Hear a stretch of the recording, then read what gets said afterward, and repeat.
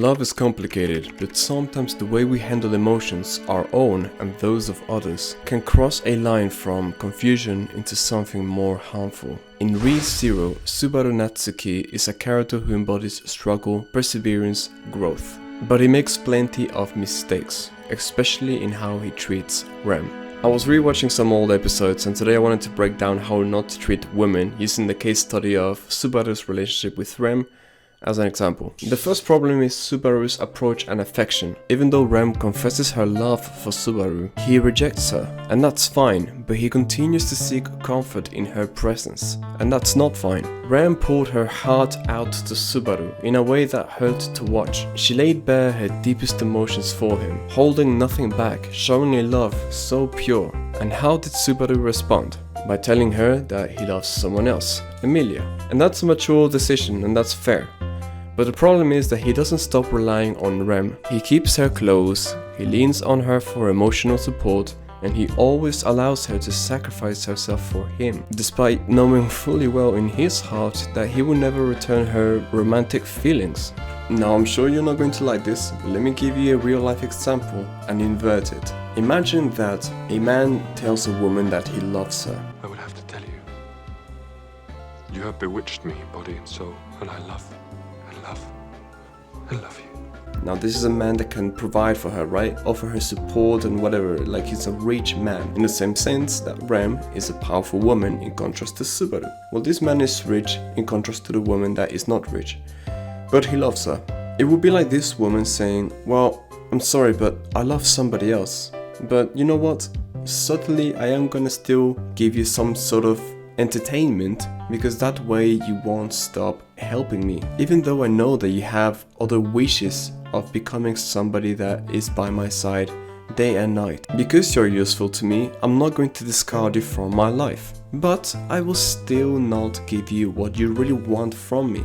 But hey, I'll still be kind with you and polite, and I'll still be grateful that you're staying with me, and I will ask you to carry on staying with me by my side and helping me. Even though ultimately I will never give you what you want. That's what Subaru does. He's like a nice guy with Rem. But that's not nice at all. That's just taking... No. What do you think love is? A selfish thing or a selfless thing? And would you like somebody to mistreat you or take advantage of you when you love them and they don't love you? And this is kind of where Subaru crosses the line. When you know somebody has feelings for you, but you continue to accept the love that they give to you, their time, and their sacrifices, while knowing you will never reciprocate, isn't kindness, it's selfishness, which is what is known as leading someone on. And this is done sometimes unintentionally, but it is part of our task as people that want to become better, to be more self-aware, and to develop ourselves so that we may not injure somebody else consciously or unconsciously. Subaru isn't a bad person. In fact, he's one of the most human protagonists in anime. Time and time again we see how he messes up, makes mistakes, and is very volatile, very emotional, and lets his emotions actually get the better of him. But his interactions with Rem shows us how easily it is to unintentionally hurt someone when we lack self-awareness. He doesn't want to lose her loyalty, so he never truly distances himself from her. He doesn't want to feel alone, so he keeps her close, even though he knows it's painful for her, even though he knows that she loves him.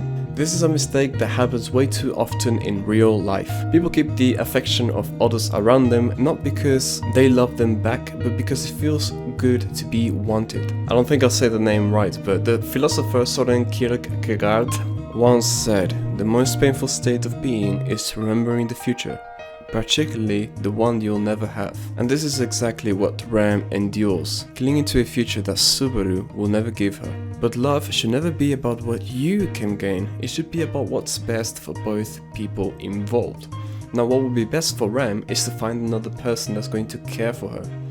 Unless, let's say Subaru, I don't know, was Muslim or something and he decided to get 2 wives and he was going to treat them with equal love, equal treatment, whatever.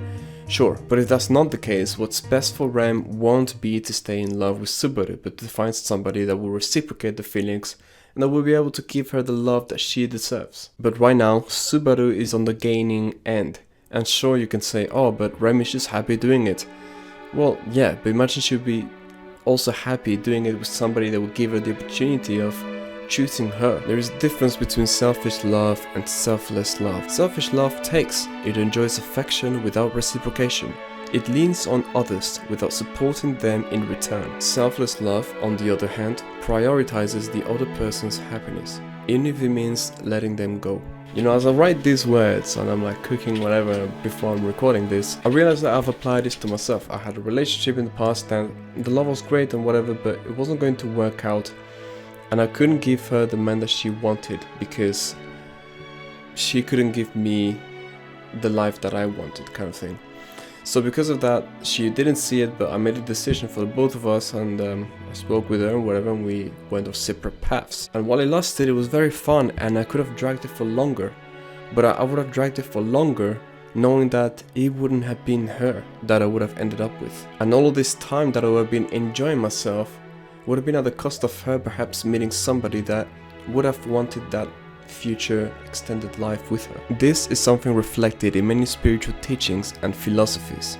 The ancient Stoics believed in temperance, exercising self-restraint for the greater good. The Bhagavad Gita teaches detachment, not clinging to emotions that serve only the self. If Badusu had followed these principles, he would have stepped back, set Ren free, and not indulge in her devotion for his own comfort. Growth means recognizing when our actions are selfish, even if they weren't intentional. Subaru needs to understand that the right thing to do wasn't just to reject Ren with words, but to ensure his actions aligned with that rejection. He needed to create boundaries, to be honest, and to let her move on rather than keeping her tethered to false hope, because yes, she was really helpful to him, but come on, bro. Love isn't about taking the easy road, it's about making the hard, mature choices, even when they hurt. So what can we take away from Subaru's mistakes? If you truly care about someone, you don't hold on to them for comfort when you know you can't give them what they want. You don't string them along, even if unintentionally. Instead, you respect them enough to let them go, to give them space to find the love that they deserve. Maturity is choosing honesty over convenience and selflessness over selfishness. True love will grant you more joy in giving, not just taking. Hope you liked the video, check out the Discord, strive to be 1% better every day, and much love.